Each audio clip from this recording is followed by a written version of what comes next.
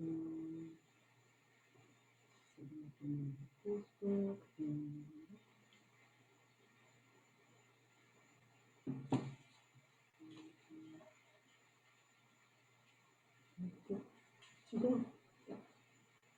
evening and welcome, Bermuda. And I hope you've had a pleasant week. First off, I want to say congratulations to the appointment of the newest ministers, Minister Tyrrell and Minister Ming. I'm sure that they will serve Bermuda as well as anyone else that has sat in cabinet. But however, today we want to talk about our school transformation plans that we have in place and allow you to ask some questions and allow you to get a better understanding of what it is that we are doing to transform our education system.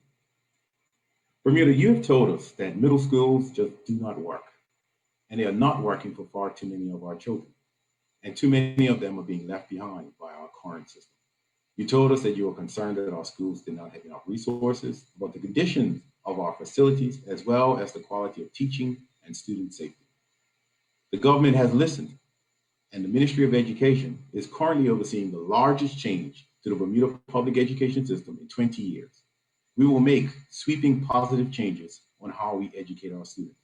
We will phase out middle schools and introduce signature schools that will have special curriculums to address all professions, trades, and entrepreneurs needed in Bermuda and beyond, now and into the future. And we will introduce signature school for the students with special needs. Our goal is to provide our children with the structure, resources, and support to enable them to participate, profit in, and lead in the 21st century economy of Bermuda. When we first started on this plan, we first had to look at what is it that a graduate from our public school system must have. And we began to look at what it is that the graduate should walk away from when they finish our public school. We want our graduates to have the skills and competencies, habits of mind to access employment, be workforce ready, community college or university upon graduation.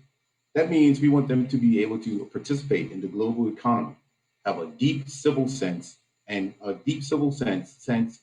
social responsibility. We want them to be lifelong learners. We want them to leave our system with certifications that are industry and internationally recognized. We want them to leave our system with work experience. We want our students that once they leave our system, they are ready to compete in Bermuda, whether it be in the workforce or on their way to tertiary education.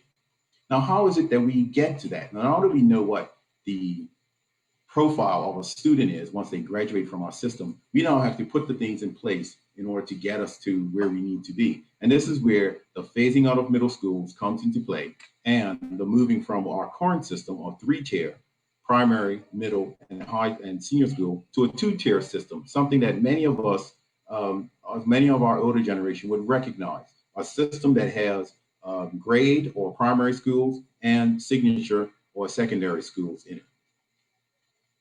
The idea of this entire system is to produce one that gives us the resources, gives us the ability to produce the graduates that we want. What I really do have to stress is that this is a blueprint that we have come up with. We are in the process of presenting this to the public.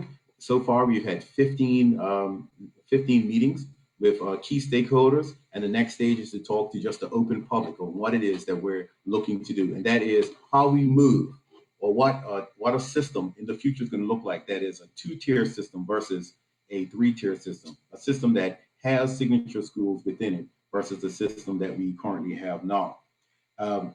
One of and as I stressed, this is the blueprint of how we are going to look as we move forward. We would like to see our preschools be integrated into our primary or grade schools. We would like to see the age that our students stay at the grade school level extend, and then they move on to our senior schools or our signature schools. Once in the signature schools, our students will be expected to graduate first and foremost, but they will also have access to additional skill sets that will allow them to be the productive citizen that they want. So, for example, you will have a student that will go to high school. They will do the usual academic work in order to get to where they need to be, and that is a high school diploma. But they will also have opportunities to, as I said earlier, gain international qualifications, gain work experience, perhaps do internships, apprenticeships, dual enrollment at the Bermuda College, and do modular courses that provide them with modules that they can use as they move beyond high school. The idea is to take our students and ensure that they are given all of the tools necessary in order to compete in our 21st century economy. So how will we get to this point? Of course, this will have an impact on how we teach our students now. This will have an impact on the types of teachers that will be in our system, the types of leadership from the principal on down within our school system. And we do know that this is going to be something that is going to take time to do. It's going to be done right, and it's going to be done in phases. So we ensure that the things that we learn in the phase that is being completed can be applied to the phases that come behind it. There's no plan to just discard our teachers. We have some of the most hardest working teachers that reside in Bermuda, hardest working persons that reside in Bermuda. Our teachers, especially during this COVID pandemic, have really stepped up to the plate and done what is necessary. In some cases, with tools not as optimum as they would normally have if they were in the classroom, but they have done a yeoman's work to get what needs to be done. So our students were able to learn. And this can be, and we can say that this is shown by the successful transition ceremonies that we've seen from our preschoolers going into primary school, from our primary schoolers going into middle school, and our middle schoolers going into senior school, and of course our senior school students graduating out of the system. We recognize that we will have to do what needs to be done in order to bring our teachers and give them the opportunity to get the professional development, to learn those different skill sets that we are looking at what a teacher in the 21st century should bring to the game when they come to teach. And so we recognize that part of this transition program is not only changing the structural, which is going from 3-tier to 2-tier, and putting in the resources in order for that to work. We also need to look at how can we make sure our teachers, our educators, persons in the Department of Education, how they can be brought along as well, and given access to the training so they can be as productive as they need to be within our system as well. So these are some of the many things that are being worked into the system and how we can move forward with that. Everything even down to the janitorial staff or the custodial staff. I do apologize for that. The custodial staff, we're looking at how we can upgrade their practices and make them more effective in our school system. So this is it's a massive undertaking that we are looking at. As I did state, this is the biggest change in our education system in 20 years, but it's a change that is well thought out. It's following Plan 2022, which is the blueprint for the public school system as we move forward, and as the input from Bermudians themselves that said, this is what we want in our education system. So nothing that we are doing strays away from what Plan 2022 as stated needs to happen in order for our system to move forward. And so with that, I'm going to go into some of the questions that we've already received so we can get to the part where we're answering questions that are coming back to us live. Again, I reiterate that we will phase out the middle school system. The idea is to phase out the middle school system and introduce a 2-tier system of grade or elementary schools and signature or senior schools for our children. The plan is, as I also stated, in blueprint stage. We are in the process of doing the necessary consultation with all of our key stakeholders, with the general public being the next set of key stakeholders that we will be talking to, and we will accept the questions and use those to sharpen the blueprint so it becomes again exactly how we did Plan 2022. That was done with input from the community, because we wanted to be sure that we are doing something that the community will follow and will want put in place. So our plan for the transforming of education is following in the same blueprint, the same footsteps that Plan 2022 is following in which we will utilize as much of the public's input as necessary in order to come up with a plan that we're all quite happy with. Now, some of the questions that have come from the various stakeholder meetings that have come from the stakeholder meetings that I do want to get into now. We have one here that says, what demographic information do we have to make decisions about school populations? And that is a very, very good question, because it is no secret that Bermuda's population is declining as we speak. And we have used the population projections that go right now, they go to 2026. We've used those population projections to help us guide where we want to be in terms of what is going to happen with our schools. What do we need to decrease the number of schools? Do we need to increase the size of buildings? All of that information, all of those decisions will be anchored with data in terms of what our demographic population is going to look like as we move forward. So with that, there is the possibility that we will be decreasing the number of schools, but again, this is something that will not be done without the adequate consultation from our key stakeholders. The next question here is one that we get all the time: how do we get around the emotional attachment to existing institutions? And that is a very real question, and one that has to be answered. There are most of our primary schools, the youngest one I believe is just under 60 years old. So they've been around for a while, and there is a community, there is a familiar, and there is an emotional attachment to these particular buildings. But when people ask me that, I always say that, I truly believe that our students look at our buildings to see what they can learn when they're within them. And that can happen in any building as long as it's happening. And so when we're looking at moving forward, of course, there will be the consultation process will have to come into play when we do this, but we'll also be looking at what is best for our students. Everything that we talk about, every time we sit down and have conversations, we are reminding that we always have to think about this in the terms of what is best for our students, not what is not best for the adults. And I look at that because oftentimes as the minister, I will get adults sending me letters and expressing their displeasure about something or why something wasn't done a different way. But when you talk to the students, and the students embracing the change, and they're looking at it, great. This was something that I probably never would have experienced if I didn't go through this process, and I truly enjoy the process that I'm going through. So we do have to balance that emotional attachment to the buildings that we do have versus what is best for our students and what needs to be put in place in order for our system to thrive and produce the graduates that we want our system to produce. The next question is, what other countries will be looking at for accreditation? The key to this plan is that it is built by Bermuda for Bermuda. That is absolutely key. We have to have a system that works for Bermuda. That doesn't mean that we can't look at other countries and see what they're doing. But what is not going to happen is we're not going to take a system, lock, stock, and barrel, and drop it in Bermuda and then try and shoehorn Bermuda into that system. It'll be the other way around.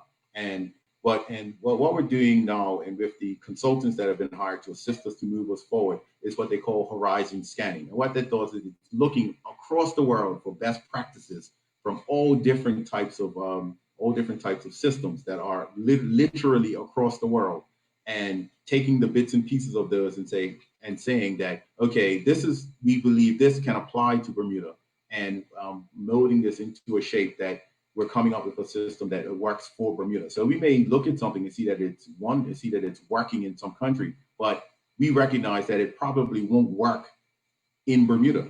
But that doesn't stop us from looking at how they're accomplishing it and what they're doing and the results that they're getting, and saying, well, how can we design a system that gives us those same types of results? So that's what we're looking to do. We're not looking to bring a system here wholesale from anywhere else. We're looking to get systems and look at them and figure out how Bermuda can benefit from them and create a system that is Bermuda specific.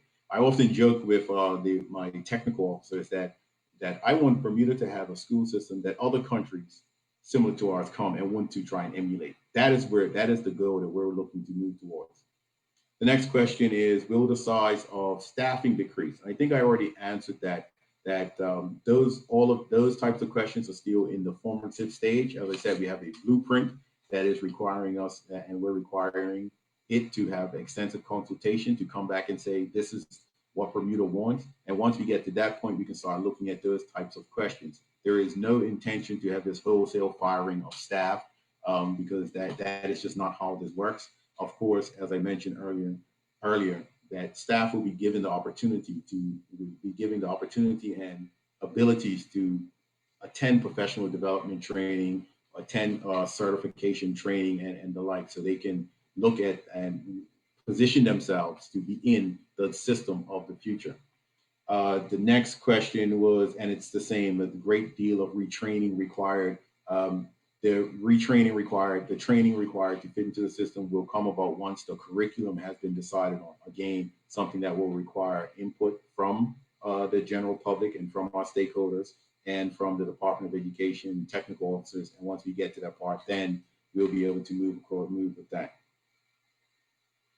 One of the things that was mentioned that we've talked about in our school system is the school system, as we see it now, was built upon a system that came into that Bermuda and albeit the rest of the world worked upon many years ago. What we have to do is look at how we can change our system to suit the type of society that we have to now. And one of those things that we were looked at is being discussed is the extension of the school time, that the extension of the time that schools are open. We still want to have schools end at 3:30 as normal, and we're talking about our grade schools, but we want to be able to, all schools be able to have things for our students to do until 5 o'clock, 5:30, maybe even 6 o'clock. And that's to suit our parents who work till 5 o'clock. It makes little sense to continue with a system that ends at 3:30, and then there's this gap between what's happening with our children when they reconnect with their parents between 3:30 and 5:30, 6 o'clock. So having schools that offer school programs that address those types of issues is something that is keenly important that is being discussed as well. One of our signature schools that we wish to introduce is an alternative school. An alternative school is, and it's a curriculum that still needs to be developed. But when we talk about alternative school, we know we have students that require alternative styles of learning. They may have some particular issues that need to be dealt with on a more one-on-one basis versus what's going on in our public schools. Another one of our signature schools is a school for children with exceptionalities that were being discussed. And this is when you think of a school like Dame Hope Academy and actually extending that so it goes from preschool all the way to, primary, the first year of primary all the way to the final year of senior school, and creating a signature school that's able to give to those students and address those two student needs on that level. So those are two of the signature schools that we're looking at. The other ones will be, as we would say, regular high schools that give our students opportunities for experiences in the various trades and professions to become productive members of society. This question here is an interesting question. It says, will social promotion still exist in this new system? I would like to say that social promotion is very rare in the current system. One thing that we do have to understand is we play the role of assuring that our children have the necessary tools they need to move to the next level. When I say we, I mean it's not just the students, it's not just the teachers, it's also the parents. And all of us, all three of those groups need to be in sync in order to ensure that our students get what they need to get in order to move on and be productive within our system. And so when you say social promotion, and I understand that to mean persons just pass through the system and they're not up to par on where they should be. And this is something that I'm not in favor of. This is something that we have discussed extensively, and I do understand that it has happened in the past, but it's not as prevalent as people make it out to be. But it is something that will be addressed, and it will be something that will be addressed in our new system. One of the things within our new system is what we call multi-age classrooms. And so you may have a student, you just imagine you have a student that is really, really good at math and could be in a class above, but they're kind of weak in English, and it serves them to be in a class below or with persons that are at that level of English. So the ability to move between different levels of the curriculum will be key for us moving forward. So that's one way to address that. Another way is when you may have heard of standard-based grading that was introduced this year. Now, what standard-based grading is going to do is address some of those things, because we will have updates on our children. The way it works, we're supposed to have updates on our children at a regular interval, so you can catch them before they fall behind. The system of waiting until the end of the term or the end of the year to test children and see where they are is something that hopefully can go by the wayside, and we have a robust system that looks at our children as they're progressing throughout the academic year, so we can address those issues of what they're not getting and how we can move forward and give them the resources to get to where they want to be. This question here says, will curriculum be aligned to the cultural existence of the people in the community? And the answer to that is yes. Some of you will be aware of a ministerial statement I gave the last time we were in the House of Assembly, and it talked about our updated social studies curriculum and how it factors quite heavily the Black Bermudian experience, the Afro-Caribbean experience, and African experiences in terms of African history and the like. So not only are we looking to make sure our students have a cultural awareness, we're also looking to make sure that our students have a deep sense of civic responsibility, and so they understand from whence they came, so they're able to move forward and improve on what was laid before them. How will trades and business fit into the signature school setup? Where does sports and culture fit in with signature schools? Well, I think I just talked about culture and how that will fit in. And with the trades and businesses, they will feature within our signature school by ensuring that our signature schools will always have programs that are relevant to what's going on in Bermuda at the time. The idea is to have an agreement, is to talk to the Department of Workforce Development and utilizing the National Workforce Development Plan, which specifies that we're talking to industry and finding out what are the jobs of today and what are the jobs of tomorrow. And so our signature schools will have to have their flexibility to introduce the ability to expose our students to anything new that's coming down the pipeline. At the same time, we also have to ensure that our students are exposed to what people know as the trades or vocational studies. Regardless of what new, latest and greatest job in IB that comes down, there will always be a need for plumbers. There will always be a need for electricians, carpenters, car mechanics, and the like. And so the idea is that by the time our students are getting into the final years of grade school or primary school, they will be introduced and they will start looking at some of these options, so they can have a solid idea of what signature school would suit their talents and their interests best.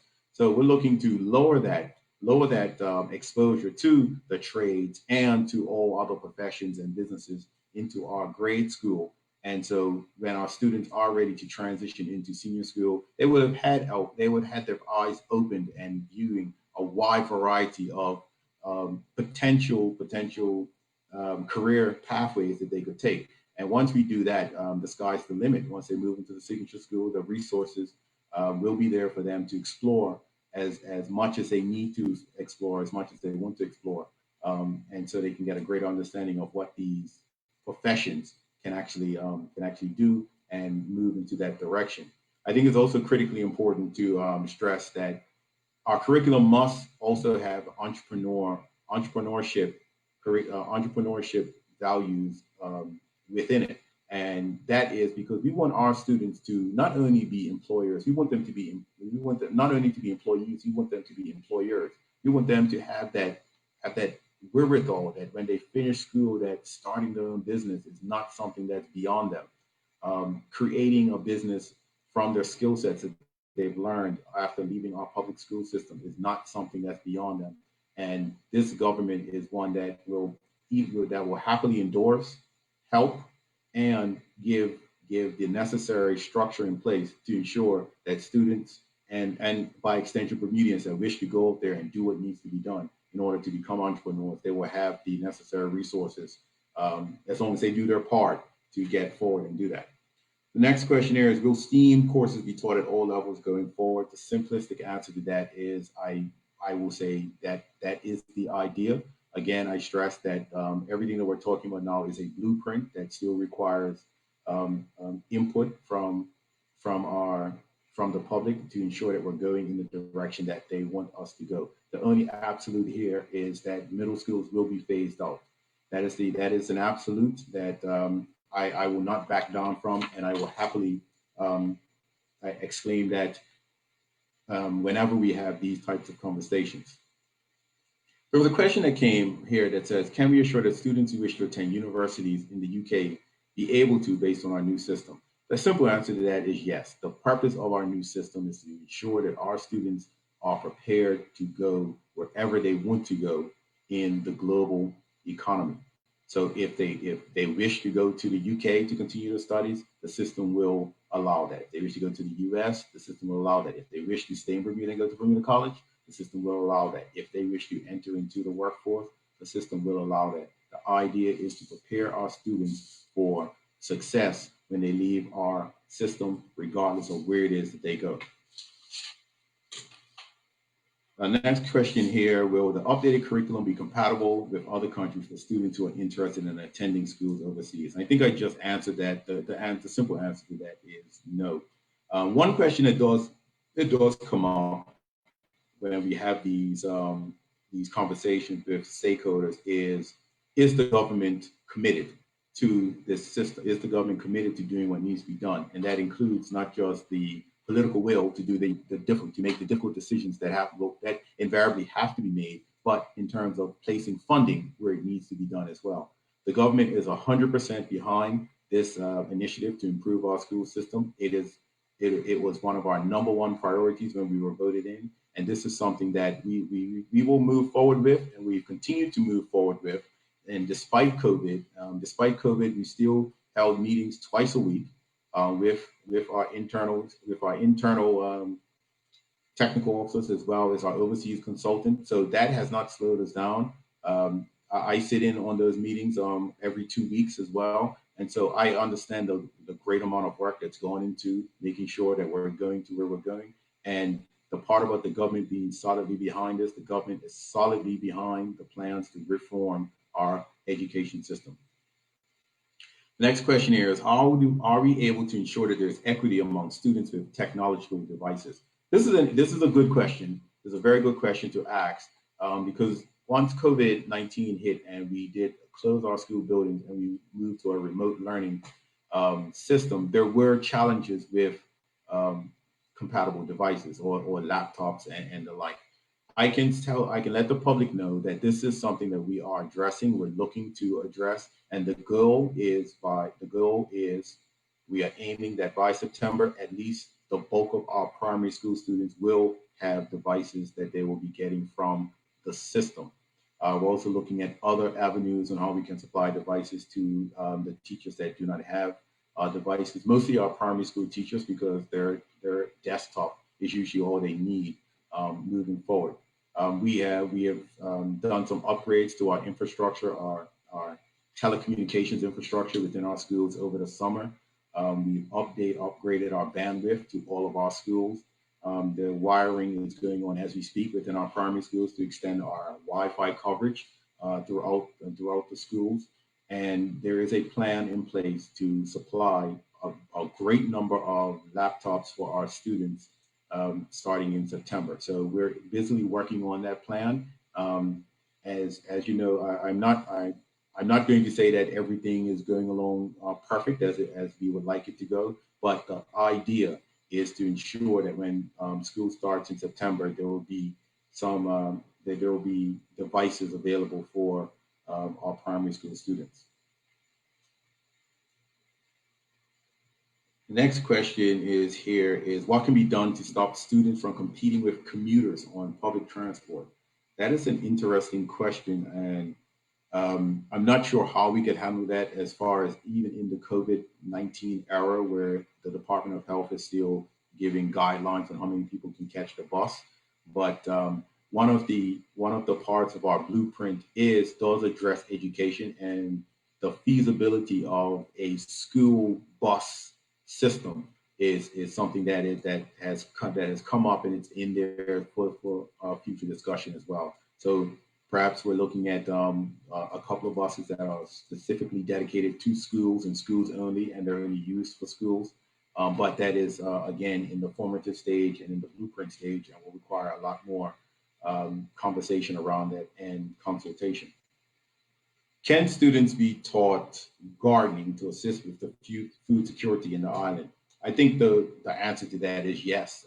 If we're going to introduce if we're going to introduce any and everything that we can introduce to possibly ensure that our students are adequately sourced to go into the world and be productive. Of course, I would think having some sort of gardening program would be something that is not beyond comprehension. What can be done to assist students in obtaining good work ethic, and preparing them for the working world? We often hear this. I don't buy into it from most people, but we often hear about our students. They're lazy. They don't have work ethic, or we hear this generally about comedians. I will let the public know that currently, right now, our high school students, our senior school students in the public school cannot graduate unless they obtain their City and Guild certification in employability skills, and that is a certification that says that they have learned those soft skills to be productive citizens in the working world. It also helps them to produce resumes, interview skills, dress for success, and things like that. So that is something that is in place now, and moving forward, there's only more things that we can add to that, I'm sure. But that is something I don't think a lot of people know that is currently in place. Um, the last question that I have here, and it's not necessarily related to school transformation, but it does talk about what's happening in September and the like. I will be giving two ministerial statements tomorrow on what school opening in September is anticipated to look like, and what the entry and exit protocols will be in terms of students entering into the buildings and exiting the buildings, and what mitigation things will be put in place to ensure the health and safety of our students and our staff.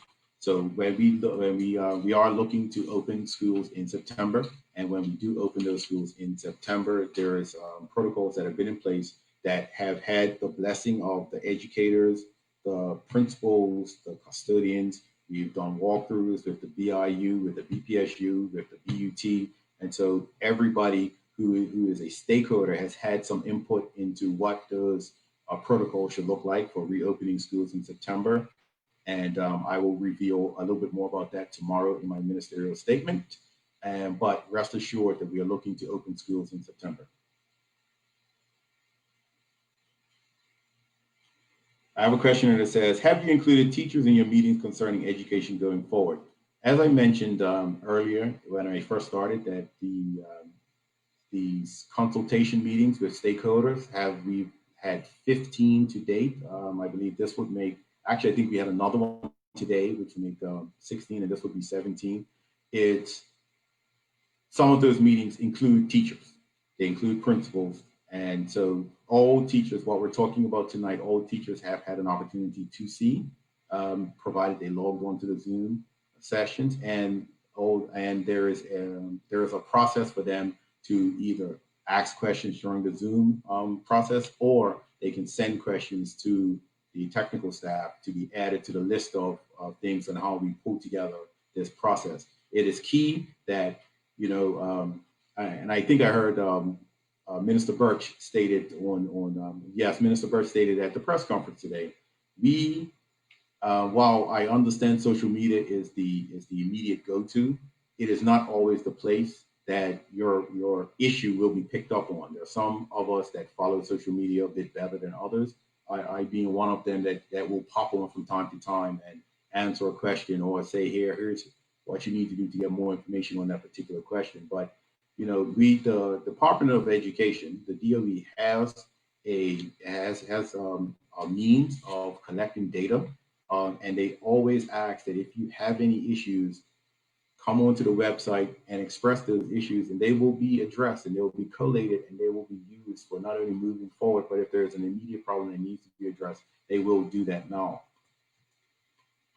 And now I'm going to questions that are being asked over during the Facebook Live session. I have here, how will this be implemented in just over 1 year from now? Everything that we've talked about will not be implemented over the course of 1 year. We recognize that this is something that needs to be done methodical, and it needs to be done right. And so we're not going to rush this just for the sake of rushing.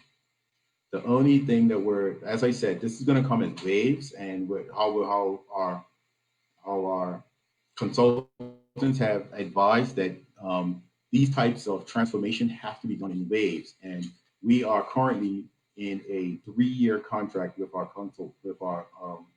consultants to actually usher this through. So right now, at a minimum, we're talking about a 3-year process to get to where we want to go. You will start to see changes as we go along, but it's one thing that we recognize is that the changes that do come need to be done in smaller bites, and so people can see it, recognize it, get used to it, see what and we're able to analyze, take the data, understand what's working, what can be tweaked a little bit. So when the next change comes along, we're already taking that data that we've gotten from the first change, and we can apply it to the second one and so forth. So by the time we get along, we've gotten to a point where we've done this so many times, we've made these tweaks, we know what we need to do, what has to happen in order for it to be as successful as it needs to be. And so no, we're not going to be doing this in just under a year. This is something that is a long-term process. And if you look at the Progressive Labor Party's platform, the transformation of our system and the movement and the removement of middle schools is something that we list as a long-term education objective, because we recognize then that it's not something that could happen overnight. The next question was asked, has MOD designated the signature schools? The simple answer to that is no.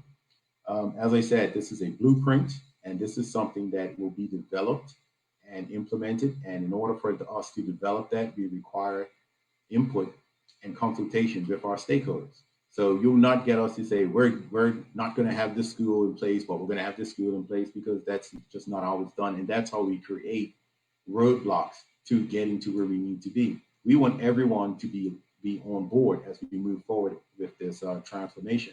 And the only way to do that is to consult, is to give you the blueprint, allow you to see what we feel that works, and give your input so we can then tweak whatever we have if it deserves to be tweaked based on your input.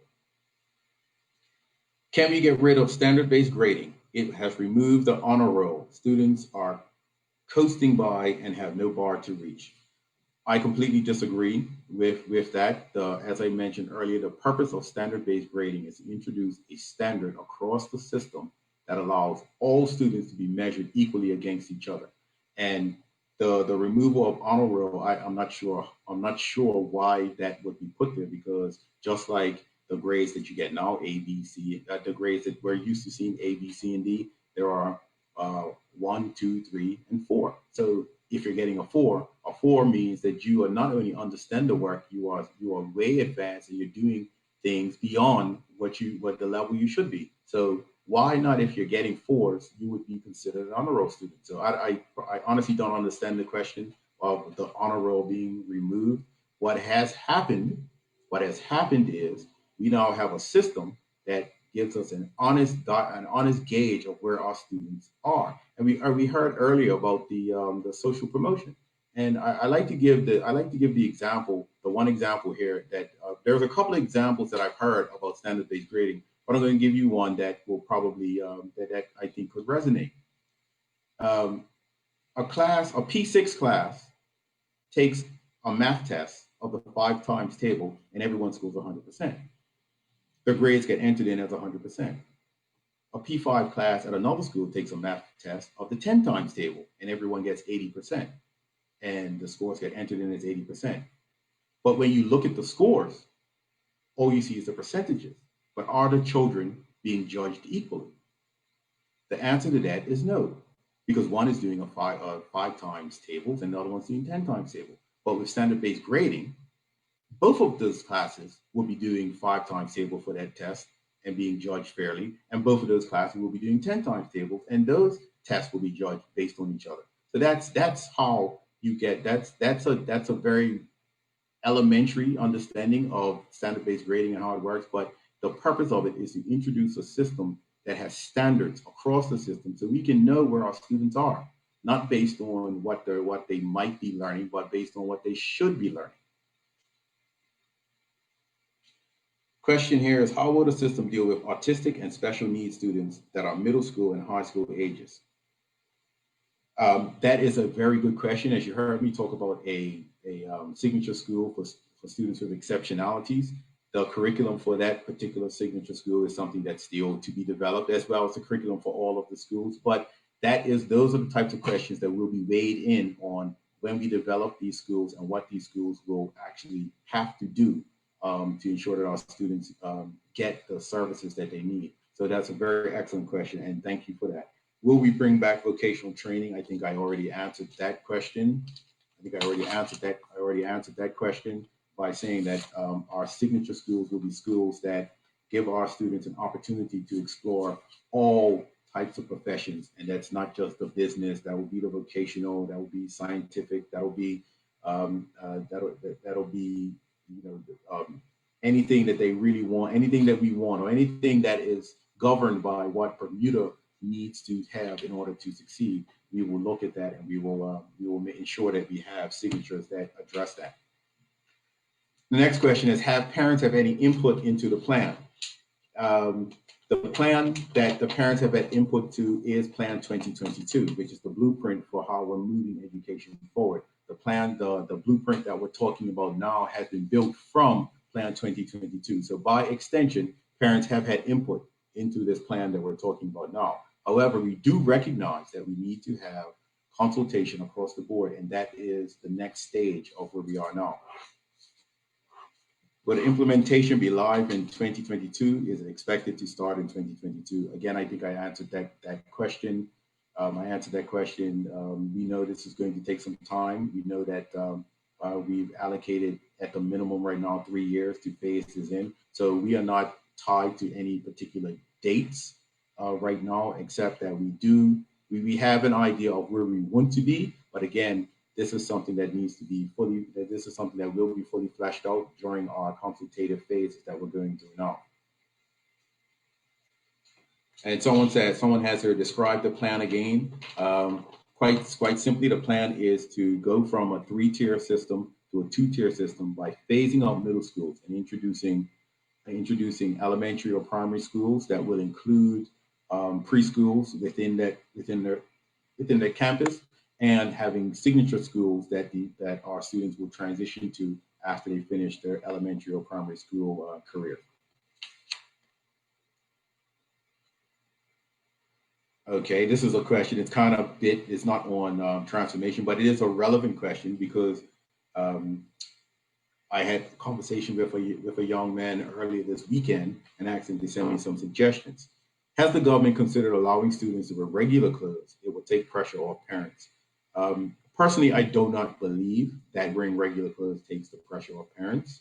I think that having uniforms actually takes the pressure off parents more so than wearing regular clothes. But that is my particular opinion. But I have had discussions with the department, with the permanent secretary, and asked her to discuss with the commissioner.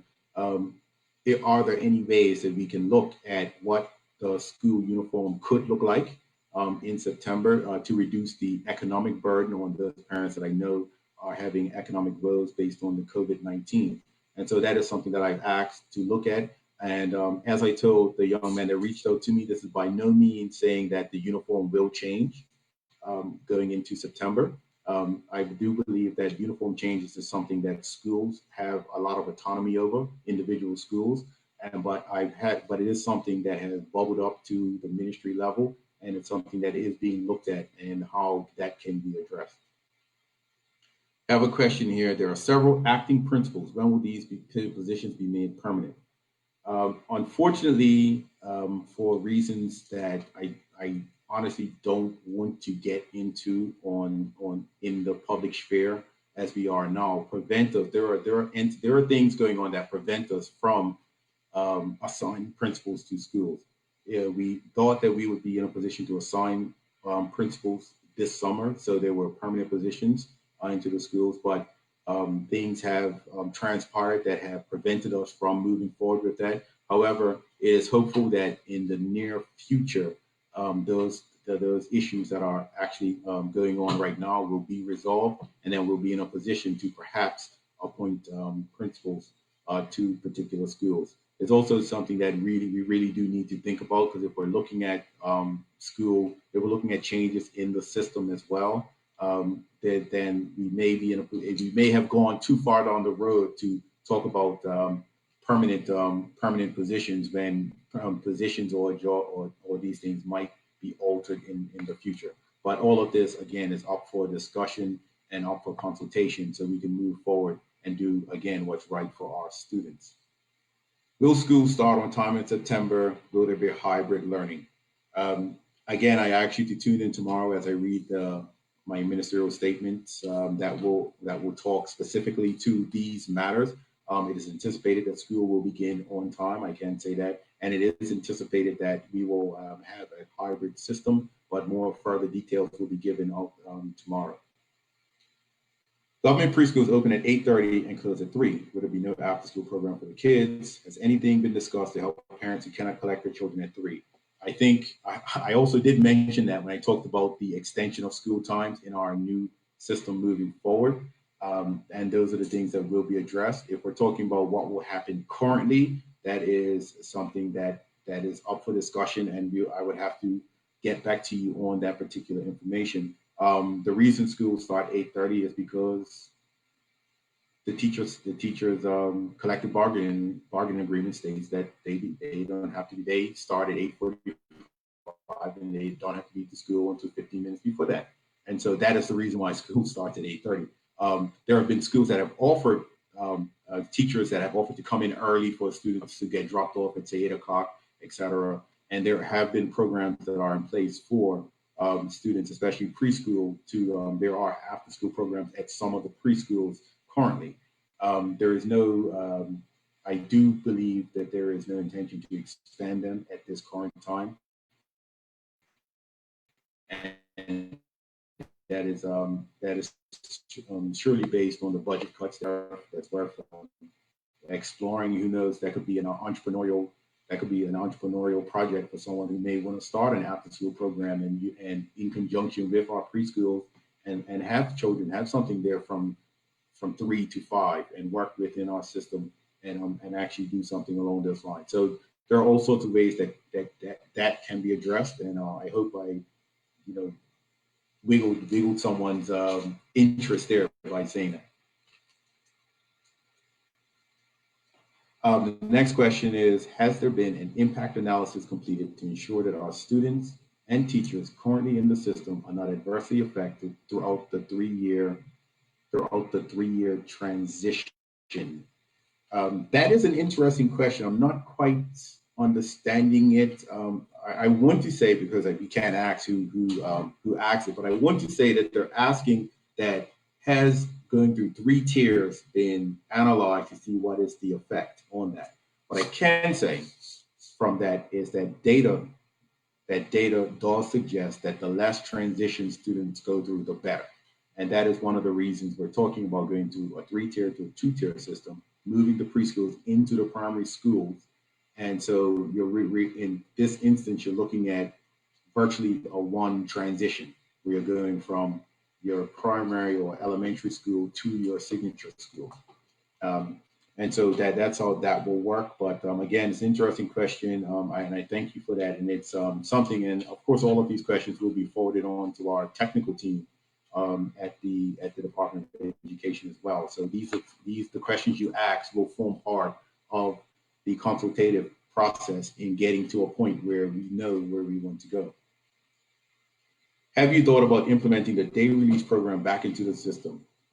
It's quite often you get these types of questions, and you sit back as the minister and wonder, why do we get them? In our senior schools, we have what is known as Pathways to Success.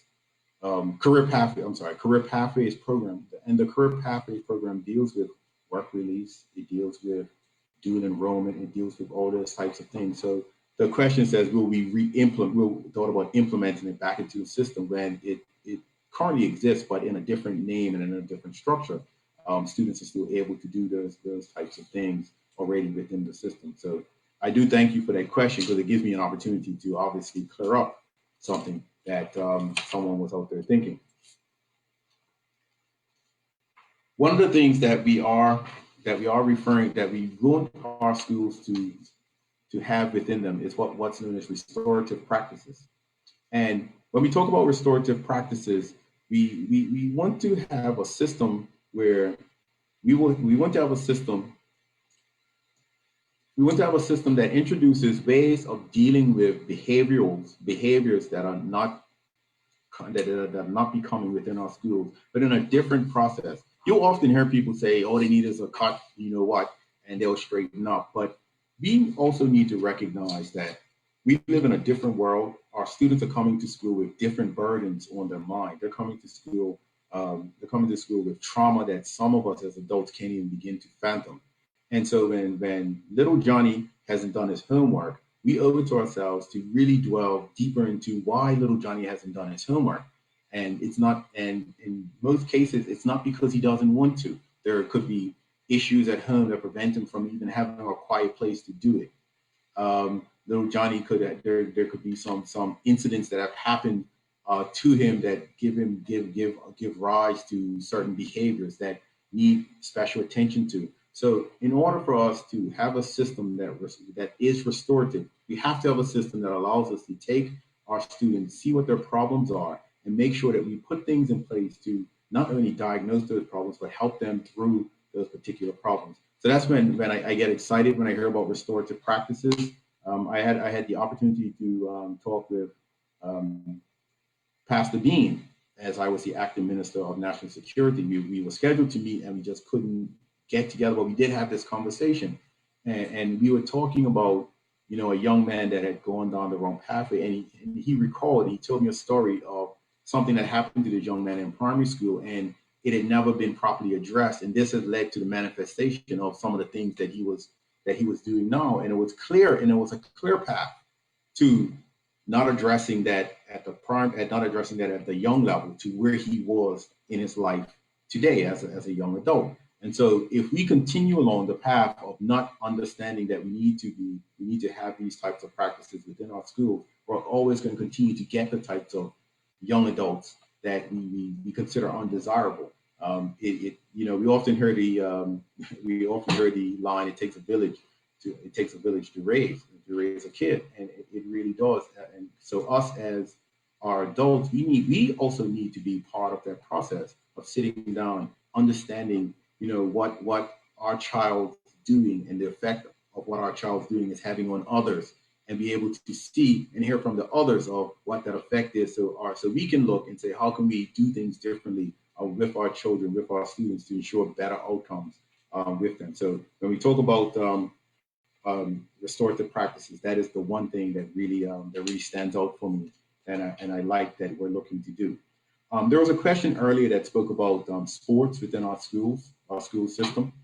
I know when we first talked about signature schools, there was this idea that we would have a sporting academy, and I just wanted to address that. And after, once having ideas and then doing the research, you sometimes come up with differences in those particular ideas. And so when I looked at this, when we looked at that part, and we looked at what Bermuda needs and the needs of Bermuda going forward in the future, the decision was made that we need to have robust sporting programs at all of our schools. We need to bring back that system we used to have where we had inter-school sports. We had schools that were playing against each other in a league. We need to ensure that we are giving our children opportunities like that. So we're having these competitive competitions. As a matter of fact, I was giving this presentation and someone asked, well, when it comes to secondary school or signature school, Sports, why not do something like how they do in other countries? Friday night football games, people coming cheering the children on from the stands and making that like something people look forward to going to on a Friday night. And I thought that was a great idea. And of course, that idea has been put into the pile so we can really address that when we sit back and take it back all of this input on what our system should look like moving forward. And so that is where we are with sporting. We're also there with when we talk about the visual and performing arts. We want all of our schools to have a robust visual and performing arts program as well. So that's something that we're looking to implement in all of our schools, and not just have one school that has this grandiose program, and the rest of them that really don't. We want those sorts of things to be in all of our schools. So when we're looking to move into the new system, these are the types of things that we can look forward to doing. Someone here asked about have we settled on the number of primary or elementary schools and the number of signature schools? The answer to that is yes. We have an idea of where we want to go and how many we feel is needed based on a question I was asked earlier about our population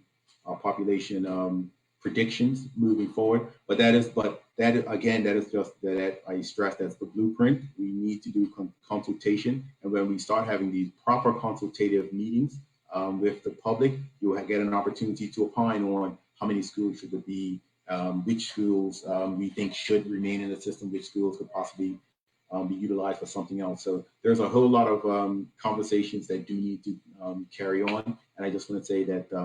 As I said, the only absolute that I will confer to here is that middle schools will be phased out, and there will be consultation on how the system will look moving forward.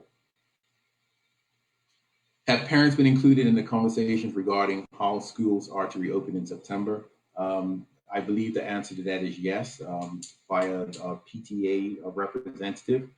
That's something I will have to get back to. It's not clear in my mind how they did factor into it, but I do believe, I know we did do surveys and the like. I know the Department of Education did surveys and such things with parents to gauge their interest, to find out if they had vulnerable students and to ask them various questions along those lines. In terms of the actual walk-arounds to schools and such, I want to say PTAs were represented, but that's something that we will have to endeavor to get back to. And any questions that I wasn't able to answer, we'll figure out a way to post those in some shape or form, perhaps on the website, and to answer those particular questions. And I'm looking at this question. Didn't I just answer this one? Okay, this is a question that has been reworded, but I think I did touch on it based on what they've sent back. So basically, it was a question about impact analysis done, and they have confirmed that children, as they pass through the various transitions, as an impact analysis been done on that. And I will say that as I said before, the best practices shows us that the less transitions, the better off the students do. For what it is that we wanted, what it is that we're trying to do is reduce the number of transitions, but also give our students an opportunity to go to the school that best suits their needs as they want to move forward. And that also means the removal of the geographic restrictions when it comes to senior schools. And the school that is best suited for your needs will be the school that you go. So if you live in St. George's, the best schools in Somerset, I know your parents are not going to like that, but that's a school that you'll be able to go to. And so I'm being waved on the side to understand that it is now gone past 8:30 and my time here. And what I want to do is thank all of you for listening in. This is something that I am keen to do on a more regular basis. I've already talked to my assistant about organizing Facebook Live sessions with more limited groups so we can actually have some back and forth interaction as well. But I really want to thank you, and I really want to thank you for your support of the Bermuda government and our plans to phase out the middle school system and introduce a two-tier system, a system that we feel is best suited for our children, a system that will enable us to produce the graduates that we need to produce in order to be transformative in Bermuda. And so with that, I wish you good night and I thank you all for coming out.